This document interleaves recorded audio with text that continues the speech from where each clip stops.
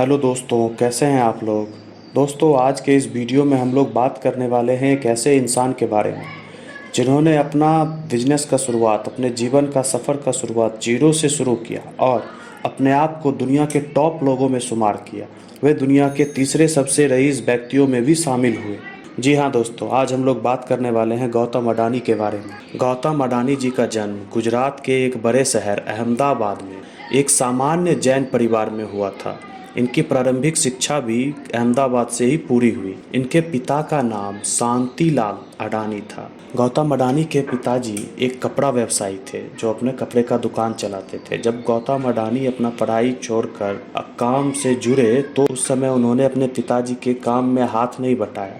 शायद उनको वहाँ पे उस चीज़ का स्कोप नहीं लगा कि मैं इतना बड़ा अपने आप को बना पाऊँ। दोस्तों, कितना मुश्किल होता है अगर आपके पास पहले से कोई काम हो और आप उसको छोड़कर कुछ अलग ही चैलेंज लेने जा रहे हैं। तो इसी को बिजनेस कहते हैं, जो कि गौतम अडानी जी ने किया। उन्होंने अपने पिताजी के साथ काम ना करके डायमंड सॉर्टर का काम शुरू किया। जब गौतम अडानी ने अपना पढ़ाई छोड़ा और घर से कमाने के लिए बाहर निकले तो उस समय उनकी उम्र कुछ 17-18 साल की थी। फिर वो मुंबई जाकर एक कंपनी है महिंद्रा ब्रदर्स, उनके यहाँ डायमंड सॉर्टर का काम करने लगे।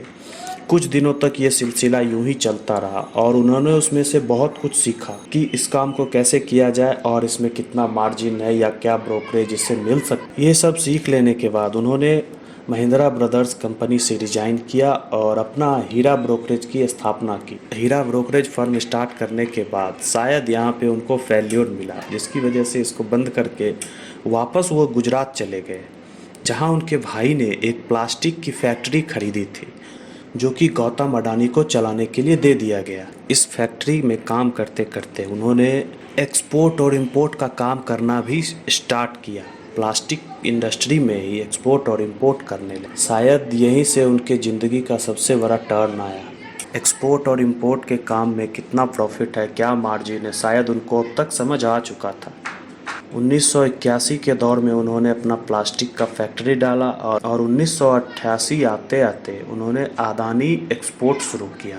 प्लास्टिक इंडस्ट्री का व्यापार बढ़ने के बाद अडानी ने छोटे उद्योगों के लिए प्राइमरी पॉलीमर आयात करने का काम शुरू कर दिया, जिसके बाद गौतम अडानी ने 1988 में अडानी ने कम्युनिटी का एक्सपोर्ट इंपोर्ट करने वाली कंपनी की स्थापना की, जिसका नाम बदलकर अब अडानी एंटरप्राइजेज लिमिटेड कहा जाता है।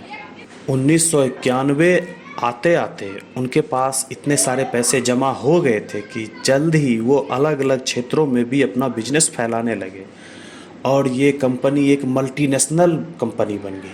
आज अडानी एंटरप्राइजेज एक मल्टीनेशनल कंपनी है, बहुत बड़ी कंपनी है। अब तक अडानी जी एक्सपोर्ट और इंपोर्ट के धंधे में एकदम महारत हासिल कर चुके थे। फिर आया दौर 1993 का, जब सरकार ने घोषणा की कि मुद्रा पोर्ट चलाने के लिए सरकार किसी प्राइवेट कंपनी को काम पे रखेगी और उस समय अडानी ने सबसे अच्छा बिड किया और 1995 में मुद्रा पोर्ट चलाने का कॉन्ट्रैक्ट जीता।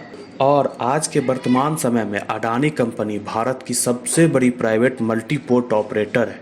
और बता दें कि मुद्रा पोर्ट भारत का प्राइवेट सेक्टर का सबसे बड़ा बंदरगाह 210 मिलियन टन के लगभग कार्गो को संभाला जाता है। फिर 1996 आते आते अडानी ने बिजली व्यवसाय में भी अपना हाथ रखा और उन्होंने अडानी पावर की शुरुआत की। आज जिसके पास 4620 मेगावाट की क्षमता वाले थर्मल पावर प्लांट है, जो कि भारत का सबसे बड़ा निजी पावर प्लांट है। आज के समय में अडानी के पास भिन्न भिन्न तरह के बहुत सारे बिजनेस हैं, जिसको कि वो स्मूथली करते ही जा रहे हैं। और यही नहीं, यहाँ तक कि ऑस्ट्रेलिया, इंडोनेशिया, यहाँ पे जाके भी माइंस का कॉन्ट्रैक्ट ले रहे हैं। दोस्तों, अडानी की ज़िंदगी तो चलते ही रहेगी, उन्होंने तो बहुत पैसा बना लिया, लेकिन इनकी कहानी को देखकर या जानकर हमें क्या सीख मिलती है, आप हमें कमेंट करके बताएं।